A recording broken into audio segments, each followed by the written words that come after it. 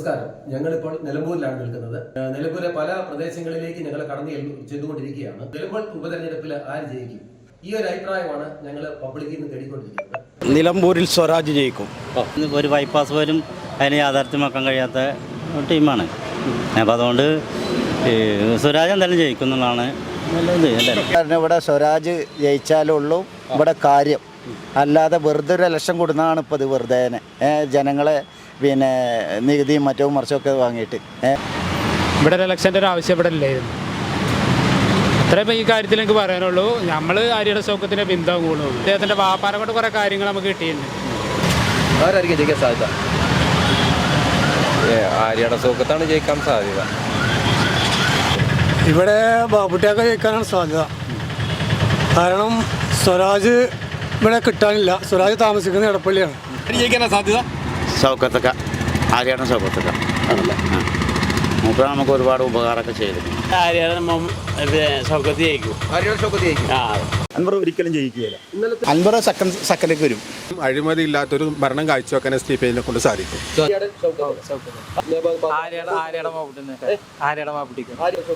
ഒന്നുമല്ല, ഒരു നാട്ടിനൊരു എന്തെങ്കിലും മാറ്റം വേണ്ടേ?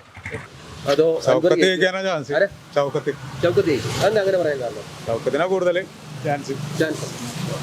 നിലമ്പൂർ ഉപതെരഞ്ഞെടുപ്പ് ഇപ്പോഴത്തെ ടെൻഡൻസി സ്വരാജിനായിരിക്കും മുൻതൂക്കം എന്ന് തോന്നുന്നു. സ്വരാജിൻ്റെ മിതഭാഷിത്വം, സംസാര ശൈലി, എതിരാളികളെ പോലും ബഹുമാനിക്കുന്ന ഒരു ശൈലി സ്വരാജിനുണ്ട്. സാധ്യത അത് തന്നെയാണ്. നേരിട്ട് അറിയാവുന്ന കാര്യം. നിലവിലെ സാഹചര്യത്തിൽ സ്വരാജ് ജയിക്കണം. അതാണ് ഇപ്പോഴത്തെ കണ്ടീഷൻ. ആര്യയുടെ സൗഖ്യത്തിൽ ജയിക്കാനാണ് സാധ്യത. എൻ്റെ ആര്യയുടെ സൗഖ്യത്തിൽ ജയിക്കുന്നില്ലാണ് നമ്മുടെ പ്രതീക്ഷ. ശക്തമായ പോരാട്ടം മൂന്ന് കൂട്ടരും. ഇനി കുറച്ചൊരു സൗഖ്യത്തിനാണ്. നല്ല പോരാട്ടമാണ് മൂന്ന് മുന്നണിയിലും. ആര്യയുടെ സൗഖ്യത്ത് നമ്മുടെ തെരഞ്ഞെടുപ്പാണ്. നമുക്കൊരു അഭിപ്രായം ഉണ്ടല്ലോ. ഇല്ല, വോട്ടുണ്ടല്ലോ. ആര് ജയിക്കുന്നു? ആര് ജയിക്കും ആര് തോക്കുന്നു കണ്ടു തന്നെ അറിയാൻ ആരാവും നല്ലതെന്ന്. അതുപോലെ സ്വരാജ് 100% ആര്യാടൻ സൗഖ്യത്തിൽ. എന്താ അങ്ങനെ പറയണ്ട? നിലമ്പൂർ എന്ന് പറയുന്നത് കോൺഗ്രസിൻ്റെ ഒരു കുറച്ച് മണ്ഡലമല്ലേ. അതിൽ രണ്ടാമതൊരു ചോദ്യത്തിന് തന്നെ പ്രസക്തി ഇല്ല. നമ്മൾ കാഴ്ചപ്പാട് സൗഖ്യത്തിൽ ജയിക്കണമെന്നാണ്. അപ്പം ഒരു തർക്കവും ഇല്ല. ഇല്ല. എന്നാൽ ഇവിടെ ആര് ജയിക്കണമെന്ന് ആഗ്രഹിക്കുന്നത്?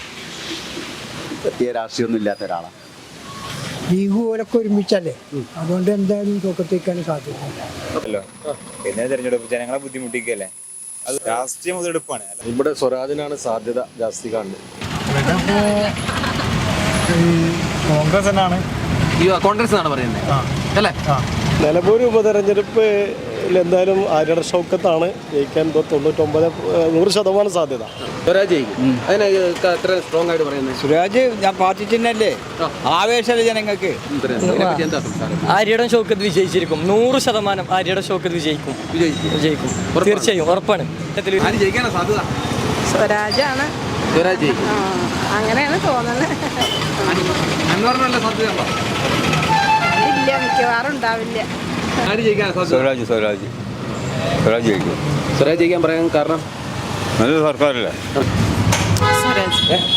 അടുത്ത സർക്കാർ ആരുടെ ആയിരിക്കും? LDF എന്നതിനാണ് ആഗ്രഹം. LDF സ്വരാജ് ജയിക്കണമെന്ന് ആഗ്രഹം. ഇവിടെ സൗഖ്യത്തിൽ ജയിക്കും എന്നാണ് ഇവിടുന്ന് കിട്ടിയ റിസൾട്ട്. നല്ല ഭൂരിപക്ഷത്തിന് ജയിക്കുന്ന PV അൻവർ വന്നാൽ ഈ വന്യമൃഗശല്യം ഒരു പരിധിവരെ ഒഴിവാക്കുമെന്ന് മനുഷ്യന് നല്ല വിശ്വാസമുണ്ട്. ഇപ്പോൾ 9 വർഷത്തെ അദ്ദേഹം ഒരുപാട് നല്ല കാര്യങ്ങൾ ചെയ്തു, ഒരുപാട് വികസനം ചെയ്തു. അയാളൊരു വികസന നായകനാണ്. കോൺഗ്രസിൻ്റെ നേതാക്കന്മാരിൽ 3-4 പേരെ തോൽപ്പിച്ചു കഴിഞ്ഞാൽ കോൺഗ്രസ് വരും. അവരെ തോൽപ്പിക്കണം. സൗഖ്യത്തിൻ്റെ സപ്പോർട്ടാണ് പറഞ്ഞത്. സ്വരാജ് ജയിക്കുന്നാണ് പറയുന്നത്. പിന്നെ ഭരണത്തിൻ്റെ വിലയിരുത്തലാകുമോ? തീർച്ചയായിട്ടും.